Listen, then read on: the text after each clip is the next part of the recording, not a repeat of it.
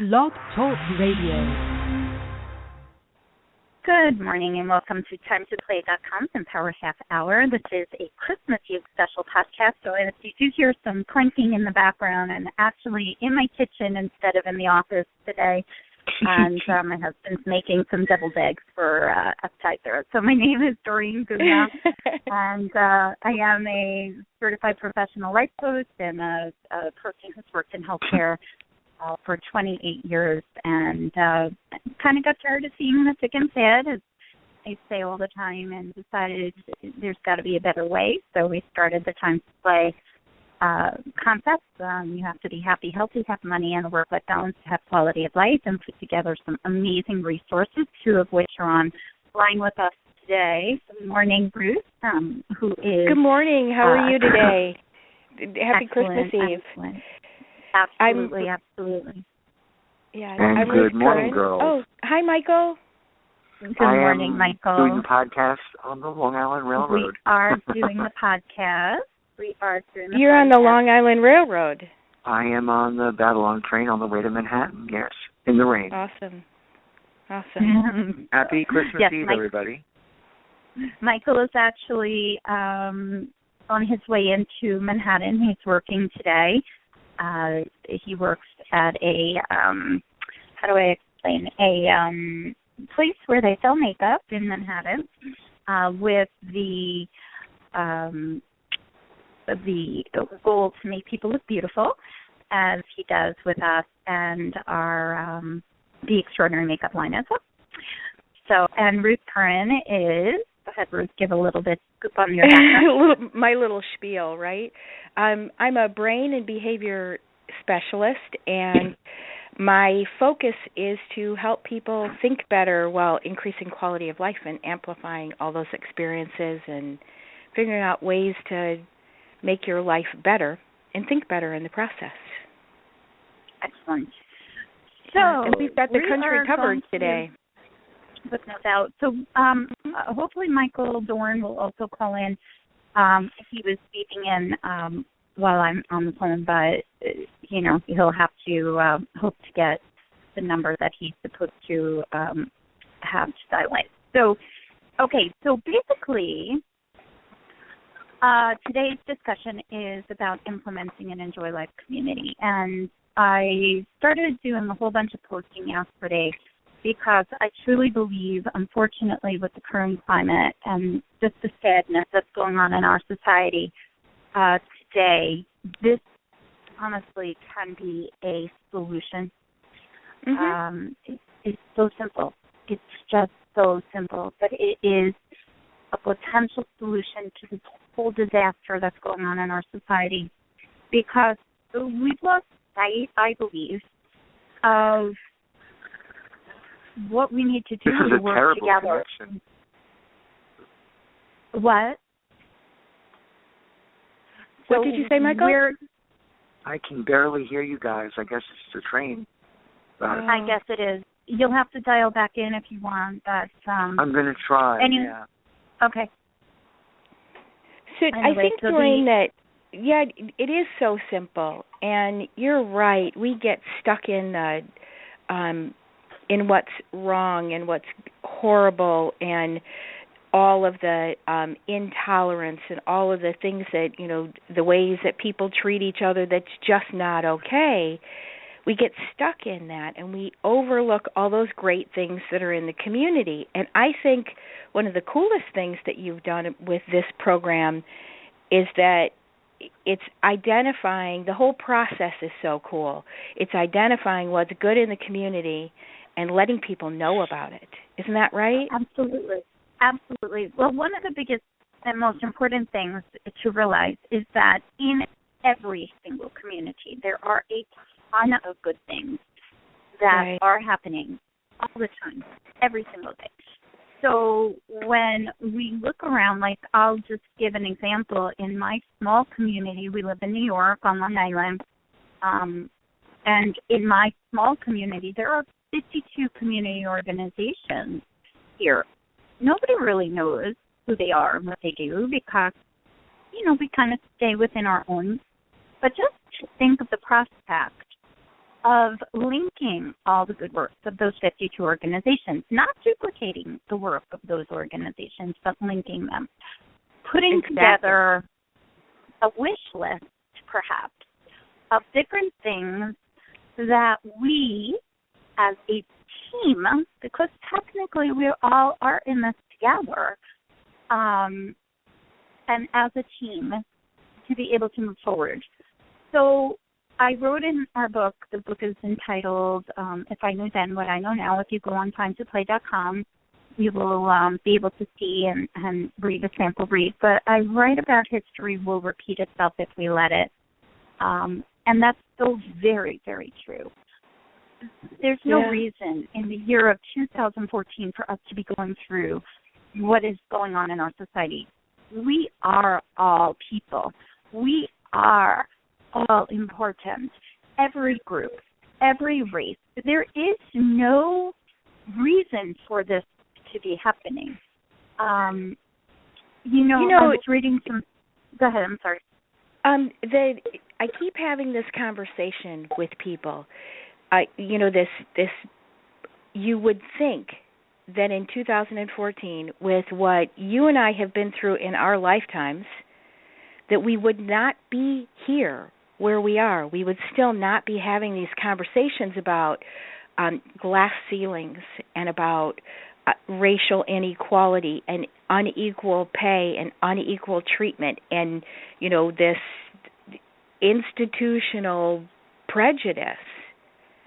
You would think we wouldn't be having these types of discussions in this day and age, and I keep having this conversation over and over with people.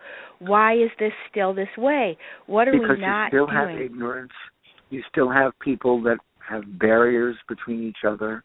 You have people that are not listening to each other or even caring or choosing to listen to each other. Right. Yeah, and how do we change that? The Enjoy Life community. That's the whole point. To sit down at a table and to look at, This is Mike here. Hi, Michael. Good morning. I was hoping you were going to call in. Good morning. First, before you start, good morning, Michael. Please just discuss a little bit of your background and why I believe that you are so important to this project. So go ahead, Michael.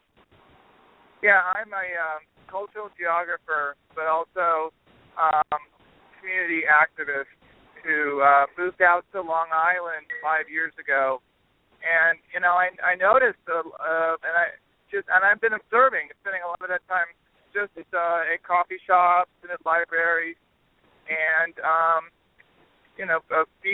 just trying to attune myself to the polarized political landscape that we find out here, and I've also been somebody who's through my exposure to political science become aware of how public institutions, particularly the media, have kind of pigeonholed people's viewpoints into into what would be diametrically opposed. They become frenemies. They require each other for them to reinforce their own sense of kind of insular identity.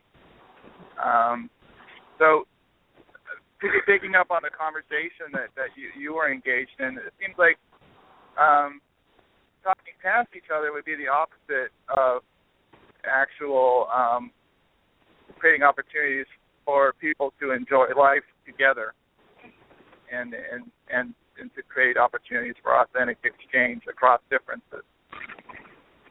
Which is exactly what this is. So, we in every single community have people that hate different groups of people.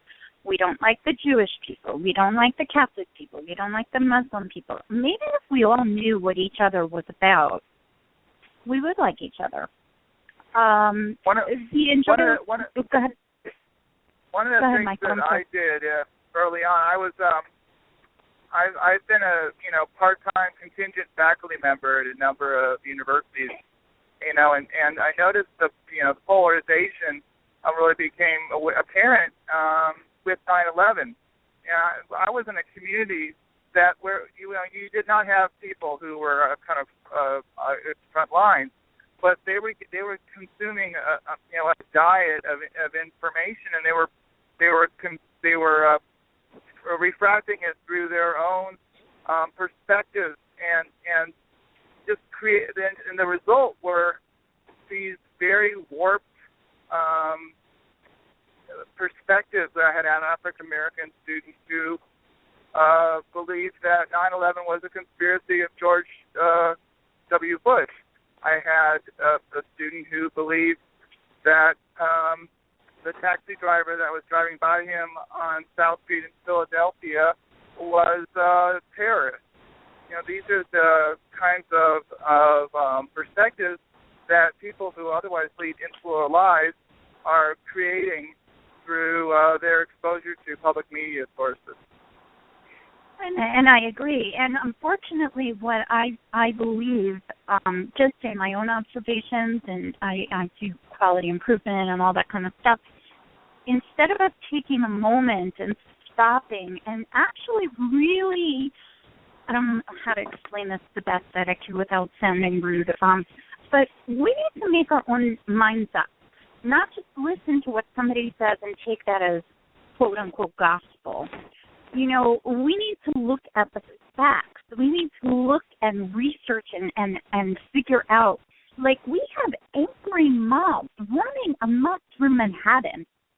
That's just mind-boggling to me. And this isn't the first time this has happened. This is very recent. And I was reading something that this is just Occupy Wall Street recycled this morning. It was on Facebook. Somebody posted. And this whole information oversaturation out there with the news programs, who has to be the most important, who has to say the most stuff, who has to find something new to exacerbate what is going on, and the anger and the hatred, which just blows my mind. And even at Christmas time, and you know, you sit there and you look, this is a time of peace and love and family, and you know, donating and helping each other, and you know, it's just mind-boggles me. A lot of people are really not there, though. I mean, I'm calling from the Pennsylvania Turnpike, and we were with our family in West Virginia. One of the local churches was hosting a special service for Blue Christmas. They recognized that so many people out there were hurting that they could not actually participate fully in the more convivial Christmas celebration. So they needed a quiet, contemplative place that, you know, respected that they weren't really there. And it was an open invitation to members of the community to, you know, come and have a Blue Christmas. That's a great point, too. That's a wonderful point. You know, not everybody is in this same spot, and the pressure to be in that, you know, joyful, happy mode is hard on some people and is really a difficult spot to be. So we need to respect that as well. And to your point, Doreen, there's a lot of anger and there's a lot of not listening. We need to dig a little bit deeper and say, you know, find the good, find the solutions, find the things that are going to start bringing people together, like Enjoy Life communities, you know, like pooling resources and collaborating. And, you know, that's why I think what you're doing is just so phenomenal, because you're taking the good. Look for the good.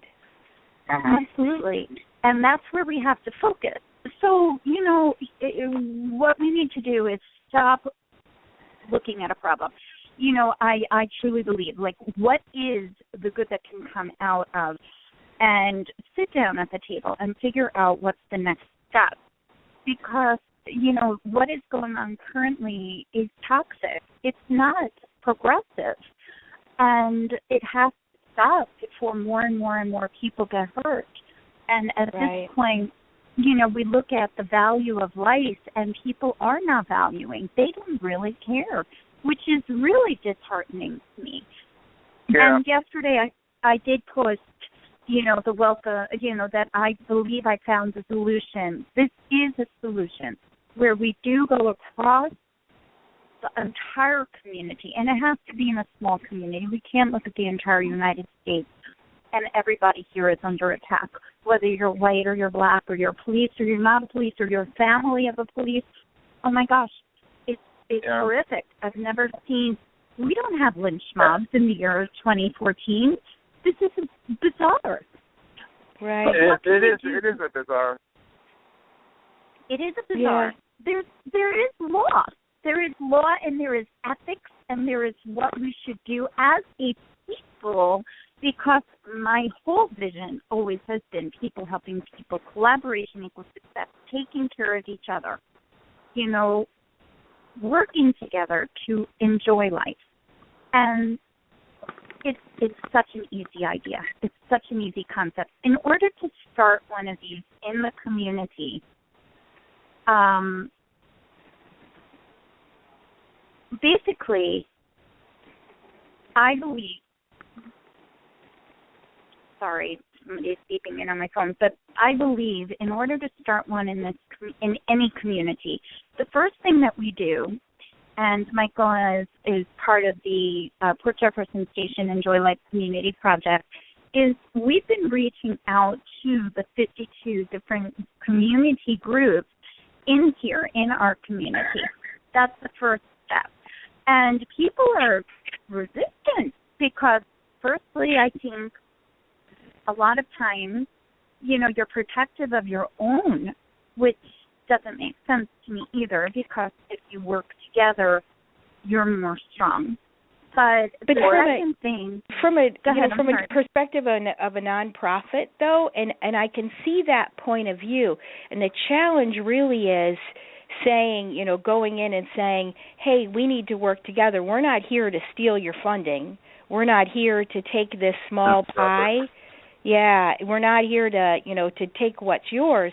We're here to add to it. It's the challenge is that cumulative effect, and how do you get that across? I think that's, and are you guys making progress in that way? We are actually, and I've been reaching out to a lot of our elected officials local in order to get this really rocking. So basically, the way that I have, and by the way, this is totally free for anybody to implement. But start your Enjoy Life community. Here in our Enjoy Life community, we're not focusing on the problems. We're proactively embracing what our community needs to enjoy life. We're not just benefiting one group, but looking at our community as a whole. We believe everyone who lives in our community is important and deserves the opportunity to enjoy life and to know that they have that opportunity. It is time to pick ourselves up, dust ourselves off, and enjoy life. And that's what I started for the intro. I continued with whether our community needs a park, a food pantry, new businesses, a back-to-school drive, or other event, collection, or function. We realize it is up to us to make it happen. We believe it is time for all of our community organizations to work together as a cohesive group, not to argue, not to focus on the negative, not to find obstacles, to make things change and make things happen. Go ahead, Michael. I think one of the challenges that we are going to face is that some of the community nonprofits, you know, particularly the churches, in spite of their professed desire to speak to new audiences, are more involved in relief in areas that are kind of that are labeled as needy, and don't think of their own backyard, or don't like to think of their own backyard as needy in the same way. So that, I mean, we actually have to, you know, find community organizations that have identified liaisons to work at home with the same kind of intensity that mission-related work groups direct towards communities that are far distant. Yeah, that's a fabulous point, and that would be a great uniter. Is, you know, finding a community center. what can your efforts not just go outside the country, not even outside the country, but outside the community. There are people. You're so right, Michael. It's difficult to look at what's in your community, what's right in front of you that needs your help. It's easier to look beyond because then it's not me. That's a very great point. Yeah, and there's no reason that you can't do both, though. Just keep that in mind, because I know a lot of churches are very, very embedded into doing work in Africa or Guatemala or other areas, and then, of course, right, and that's awesome. Work. Yeah, you got to figure out a way to get them both ways. Here's an example for Port Jefferson Station. I did speak with the head of this large parish, a Roman Catholic parish in Port Jefferson Station, and one of his things has been to recruit new membership into the church. Well, not all the time will you just drive by if you're maybe not affiliated with a church or whatever. Maybe you will go and visit, maybe you won't. But the exposure of the Enjoy Life community to show what is going on in each community organization might increase participation in that organization. Here's one more example. Recently, I saw a post on Facebook. One of the women who's actually in our Enjoy Life community committee had gotten, her child actually goes to the church's religion program. And it was discussed that they needed more food for the food pantry. So from last year, for an example, they had 65 people each week that came to get food from the food pantry, and this year they now have 75. So they're now needing more food, more tuna, more pasta, more whatever else that they were put on the list, peanut butter, whatever. Well, if you have your community, your church community, you have a small group of people in that community who is bringing the stuff, and the burden is greater. If you are letting the Enjoy Life community of 52 organizations in your community instead of just your church community know you need food for the food pantry, you might get more participation. And it crosses the line where now also other people in this community know that they could potentially get help from that area where they might not have known. In our very huge information oversaturation society, there is no one place for us to get information. There's not one newspaper or one radio station or one website or one anything. It is just so diluted that you can't find always something to assist you in finding. Guys, I'm going to have to take my leave. I'm sorry. I wish you all Merry Christmas. I'm sorry. Merry I'm Christmas. on the subway. The tunnel's going to die. Happy holidays. Happy holidays. Bye. Thanks for joining. Yeah,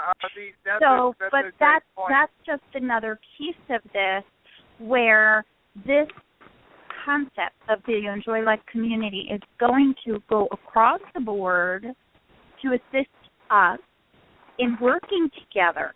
The other thing I wanted to just mention quickly is in this concept, in this collaboration, we have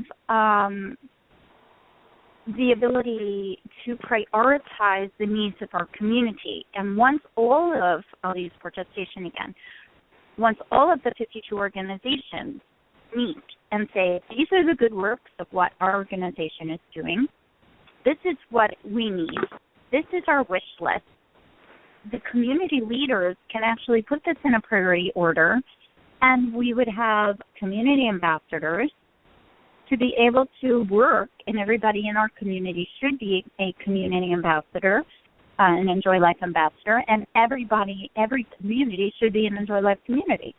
So the community Enjoy Life ambassadors would be able to work on some of the different things that are going on. And I'm not just talking about the Boy Scouts and Girl Scouts. You always know that they're working on little stuff that goes on in the community and helping and doing food drives and all those other things. I'm talking about everyone, because we're all in it together and we all live here. So that's and one of the things, just to go back to a previous point that we're challenged with in Fort Jefferson Station, is as we've been getting our particular Enjoy Life community off the ground.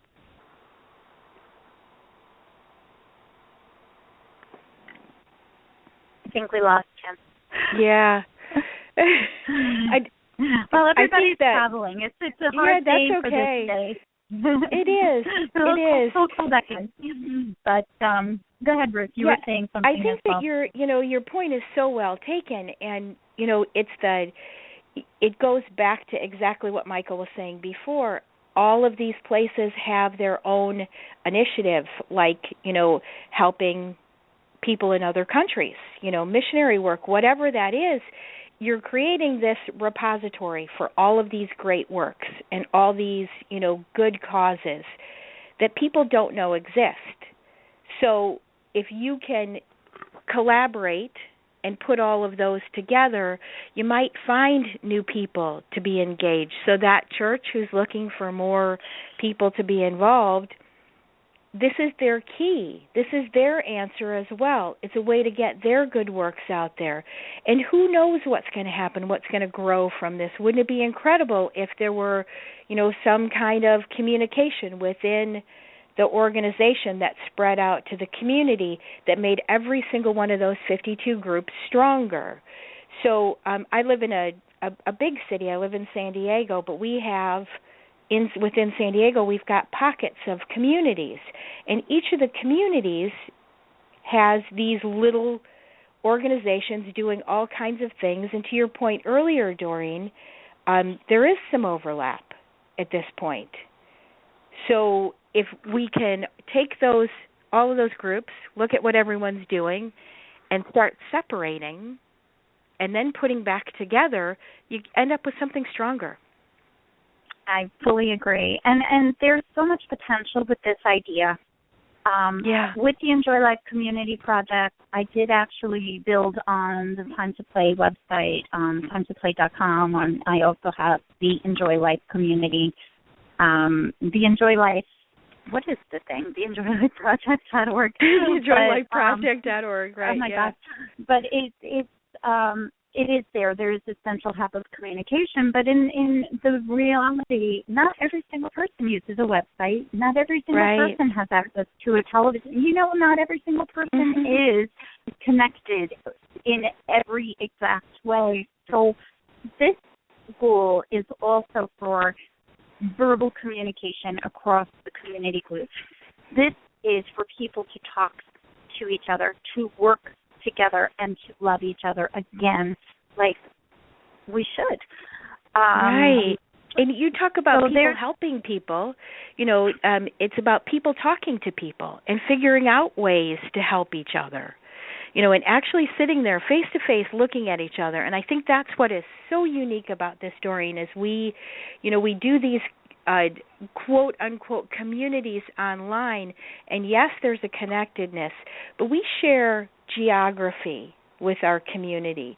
We share some very unique things in the places that we live. And if we talk to each other, we talk about what we're facing, we find out that we have more in common than we believed that we did, and that makes us stronger. So I think you're exactly right. It's in this information overload age, it's time to talk to each other to figure out how we can help each other. Somebody said something to me once that really made sense. We talk about the internet as this, as creating a divide and creating we only talk online, we only text, we only do these, we email each other. It was the invention of the dryer. When people, the electric dryer, when people stopped hanging their clothes on the line and talking to each other across the fence, that we started this not talking to each other, We started not looking each other in the eye and saying, hey, how was your day? And figuring out what we have in common instead of what divides us. I agree. And the social media, while maybe it's a blessing in a way because you get immediate communication. It's also, in this instance, what we're going through right now, it's also inciting people to anger. Right. Because it's only one-sided. It's not giving you the whole picture. It's just somebody making a statement and causing outrage. And you know what? It's so sad to me because, you know what? We need to bring everything together for our children. You know, we do. And it can't continue this way. It's really dangerous. It's really dangerous. Can you tell people how to start, you know, who to talk to before we run out of time, who to talk to about an Enjoy Life community? Well, all anybody has to do is just call us at 631-331-2675. That phone number is on the contact if you go to timetoplay.com, or email info@timetoplay.com. And we'll get you started. Ruth will be there, Michael will be there, I will be there. We'll get you started. Very, very easy to do. You won't believe how easy it is. And that's all there is to it. So if anybody has any questions, just feel free to contact us, reach out, and that's pretty much it. And we'll be continuing this conversation, and hopefully in the next coming days you'll hear much, much more about this, because I do have a lot of people that I am working on to try to get this information out, because it is a big idea. It is a good idea. And you know what? It's an excellent idea. It's the idea that we need to make that shift. It's the truth. And if we can focus on being an Enjoy Life community instead of I hate everybody that's not a community. Yeah, make the shift. Really, with no doubt. So that's about it. So next week, we're really excited. You and I are both excited about what we're talking about next week. We're talking about setting goals we're going to be talking on New Year's Eve. So we're going to be talking about setting goals to be happy, setting goals to enjoy life, setting goals to increase the quality of your life. And, absolutely. We look forward to it. Thank you, Doreen. Absolutely. And thank you, Ruth, and blessings for this holiday season. And you too. We will talk next week. So thank you. Enjoy. And again, the website is timetoplay.com, TIMETOPLAY.com. So if you have any questions, everything is right up on there. So go and check it out. All right. Thanks so much. Have a great week. You too.